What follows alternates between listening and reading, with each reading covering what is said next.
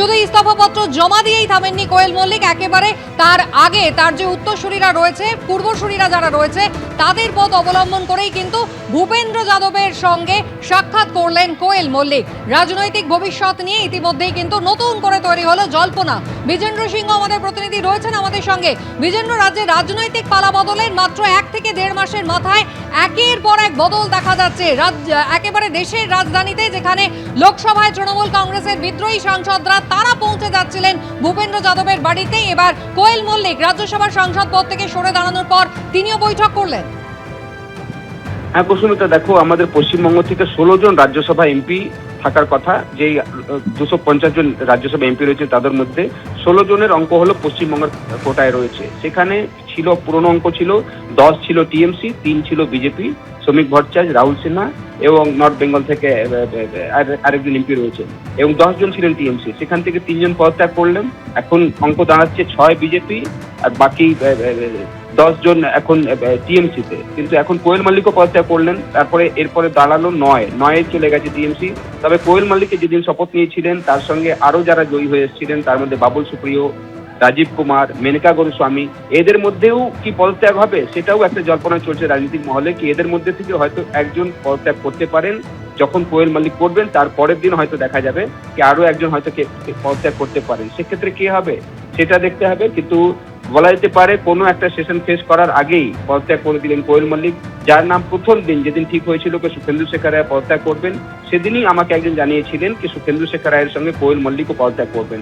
সেদিন কিন্তু কোয়েল মল্লিক পদত্যাগ করেননি।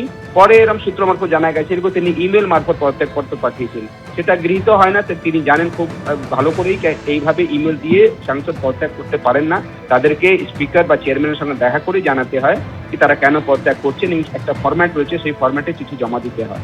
সেই অনুযায়ী আজকে আমরা দেখলাম কোয়েল মল্লিক সকালে উপরাষ্ট্রপতি এবং চেয়ারম্যানের সঙ্গে দেখা করেন এবং তার পদত্যাগপত্র তাকে জমা দিয়ে দিয়েছেন, এবং তারপর তিনি ভূপেন্দ্র যাদবের সঙ্গে মিটিং করেছেন। এখন দেখার বিষয় কি অন্য কোনো রাজ্যসভাতে পদত্যাগ করছেন কিনা টিএমসি থেকে। দ্বিতীয়ত কোয়েল মল্লিক কি বিজেপি জয়েন করছেন সেটাও দেখার বিষয়।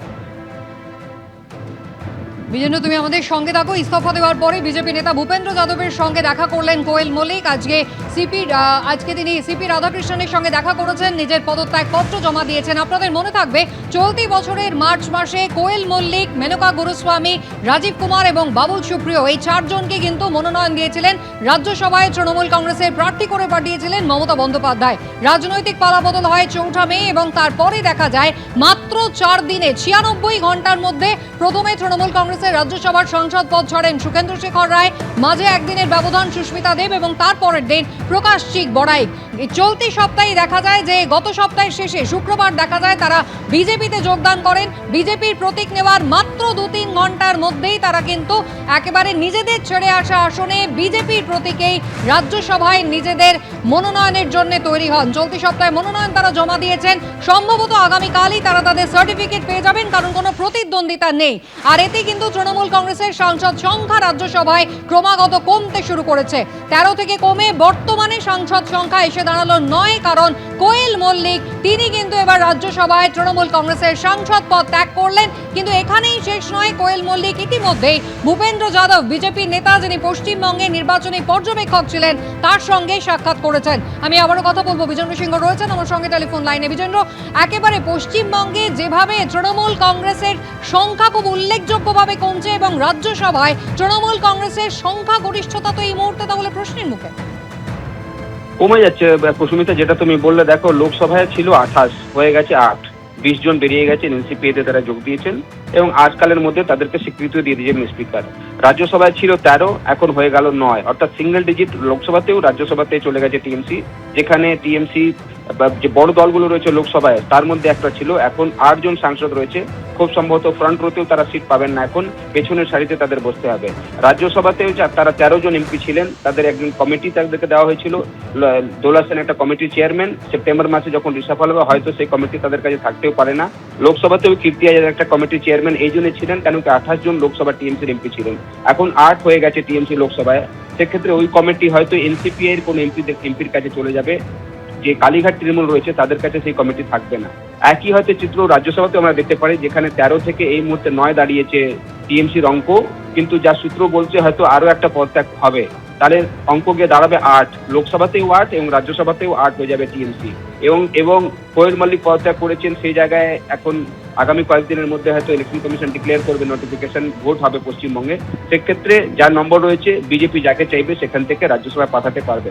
কোয়েল মল্লিক কি বিজেপি জয়েন করে আসবেন নাকি অন্য কেউ আসবে সেটা বিজেপি ঠিক করবে। অন্য কেউ কে রিজাইন করছে সেটা এখন দেখতে হবে, কেন কি কোয়েল মল্লিকের সঙ্গে শপথ নিয়েছিলেন বাবুল সুপ্রিয়, রাজীব কুমার, মেনকা গোস্বামী রায়। এদের মধ্যে কেউ পদত্যাগ করবে নাকি পূর্ণ যারা আগে থেকে এমপি রয়েছেন তাদের মধ্যে কেউ একজন পদত্যাগ করবে? কেন কি সূত্র মারফত জানা যাচ্ছে কি আরো একটা উইকেট পড়তে চলেছে রাজ্যসভায় টিএমসির যে নম্বর রয়েছে সেখান থেকে। কে সে রয়েছেন সেটা এখনো জানা যাচ্ছে না। তবে যেভাবে দেখলাম আমরা আজকে আচমকাই কোয়েল মল্লিক আসেন এবং তার আগে থেকে অ্যাপয়েন্টমেন্ট ঠিক ছিল চেয়ারম্যানের সঙ্গে, তিনি দেখা করেন, তার পদত্যাগপত্র তিনি জমা দেন এবং তারপর তিনি ভূপেন্দ্র যাদবের সঙ্গে মিটিং করেছেন আজকে, যে চিত্রটা এই মুহূর্তে আমরা দেখতে পাচ্ছি। সেক্ষেত্রে অনুসরণ একই রাস্তাতে তিনি ফলো করবেন, যেটা আমরা দেখলাম প্রকাশ সিং বারাইক বা সুস্মিতা দেবের ক্ষেত্রে, নাকি তিনি রাজনীতি থেকে সরে দাঁড়াবেন। কেন কি তিনি 2 মাসও হয়নি তিনি শপথ নিয়েছিলেন, প্রথম তার সেশন স্টার্ট হতে যাচ্ছিল আগামী সোমবার থেকে 20 তারিখ থেকে মনসুন সেশন রয়েছে পার্লামেন্টে, সেখানে তিনি যোগ দিলে তার এই প্রথম সেশন হতো, সেটাতে না গিয়ে তিনি তার আগেই পদত্যাগ করে দিয়েছেন এবং টিএমসির সঙ্গেও তিনি নেই সেটাও জানা যাচ্ছে। তবে তার জায়গায় কে আসবে সেটা দেখতে হবে এবং অন্য কেউ পদত্যাগ করছে কিনা সেটার উপর নজর রাখতে হবে। সিঙ্গেল ডিজিটে নেমে গেল টিএমসি লোকসভা এবং রাজ্যসভায় অঙ্ক দাঁড়াচ্ছে 9, লোকসভায় এই মুহূর্তে সাংসদ সংখ্যা 8। একদম তৃণমূল কংগ্রেসে কিন্তু একেবারে তাসের ঘরের মতো ভাঙন চলছে। গতকাল মদন মিত্র তিনি কালীঘাট তৃণমূল থেকে সরে ঋতব্রত তৃণমূলে চলে গিয়েছেন। অন্যদিকে লোকসভায় আপনারা জানেন সংসদের অধিবেশন, বর্ষার অধিবেশন, মনসুন অধিবেশন শুরু হতে চলেছে সোমবার থেকে। তার আগে 19 তারিখ রয়েছে বৈঠক, যেখানে এনসিপিআই সাংসদ হিসেবেই কিন্তু স্বীকৃতি পেতে চলেছেন এই বিদ্রোহী তৃণমূল কংগ্রেসের যারা রয়েছেন, যারা ইতিমধ্যেই এনসিপিআই এর সঙ্গে জোট করেছেন, তাদের ছাতায় চলে গিয়েছেন। আর অন্যদিকে রাজ্যসভাতে কিন্তু ধস অব্যাহত, 13 থেকে সংখ্যা কমে 9, জল্পনা রয়েছে আরও একজন রাজ্যসভার সাংসদ তৃণমূল কংগ্রেসের তিনিও পদত্যাগ করতে পারেন, তাহলে কিন্তু সংখ্যা হতে পারে 8। আমি আবারও কথা বলবো, বিজেন্দ্র সিংহ রয়েছেন আমাদের সঙ্গে। বিজেন্দ্র, একদিকে পশ্চিমবঙ্গের ক্ষেত্রে মানে রাজ্যে তৃণমূল কংগ্রেসের ধস যেমন রয়েছে, তেমন জাতীয় রাজনীতির ক্ষেত্রেও তৃণমূল কংগ্রেসের রীতিমতো অস্তিত্ব সংকট। হ্যাঁ, একই চিত্রটা আমরা দেখতে পাচ্ছি কুসুমিতা, বিশেষ করে বিধানসভা রেজাল্ট আসার পর থেকে যেভাবে ভাঙছে টিএমসি। সাংসদরা যারা দীর্ঘদিন ধরে টিএমসিতে ছিলেন, কয়েকবারের সাংসদ, 4 বার 5 বার জয়ী হয়েছেন, এরম সাংসদ রয়েছেন যারা জোড়াফুল থেকে বেরিয়ে এসছেন। বিশেষ করে যখন এনসিপিআই গঠন হলো, 20 জন সাংসদ সেখান থেকে বেরিয়ে আসবেন কেউ কল্পনা করতে পারেনি। কিন্তু যেদিন স্পিকারের বাড়িতে আমরা দেখছিলাম এক এক করে এমপিরা আসছিলেন এবং সেখানে মুর্শিদাবাদের 3 জন সংখ্যালঘু সাংসদ তারাও উপস্থিত ছিলেন এবং তারা স্পিকারকে জানিয়ে গেলেন কি তারা টিএমসিতে আর থাকছেন না, টিএমসি থেকে বেরিয়ে এসে তারা এনসিপিআইতে যোগ দিচ্ছেন, তাদেরকে আলাদা করে মান্যতা দিন স্পিকার। এবং আগামী কাল খুব সম্ভবত বা আজকেই হয়তো তাদেরকে স্বীকৃতি দেওয়া হবে। এবং সুদীপ বন্দ্যোপাধ্যায়, কাকলি ঘোষ দস্তিদা 19 তারিখ বেলা 4টের সময় সংসদ ভবনে মিটিংও ডেকেছেন এনসিপিআই পার্লামেন্টারি পার্টি, যেখানে তারা অফিসিয়ালি তাদের নেতা কে হবেন, তাদের চিফ হুইপ কে হবেন, তাদের ডেপুটি লিডার কি হবে সেটা তারা ইলেক্ট করবেন এবং তারা স্পিকারকে জানাবেন।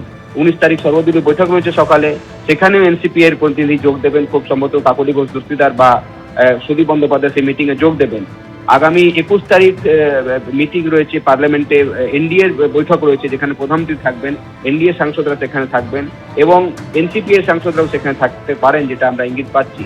তারা এনডিএর অংশ হিসাবে লোকসভায় বসবেন, সেটা আগে তারা স্পিকারকে জানিয়ে এসেছেন। তাই একদিকে লোকসভায় এইভাবে ভাঙন হয়েছে, 28 থেকে 8 হয়ে গেছে টিএমসিতে এই মুহূর্তে লোকসভায় তাদের দলনেতা অভিষেক বন্দ্যোপাধ্যায় কালীঘাটের মধ্যে, কিন্তু বাকি 20 জন সেখান থেকে বেরিয়ে গেছে।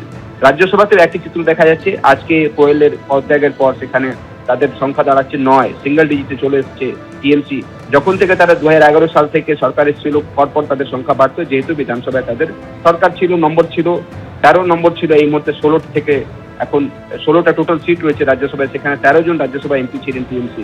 সেখান থেকে পদত্যাগ হয় প্রথমে 3 জনের এবং তারপর আজকে একটা পদত্যাগ হলো, অর্থাৎ 4 জন পদত্যাগ করে দিয়েছেন। এই মুহূর্তে টিএমসি রয়েছে রাজ্যসভায় 9, তবে আরো একজন পদত্যাগ করতে পারেন, যেটা শুধুমাত্র আমি খবর পাচ্ছি।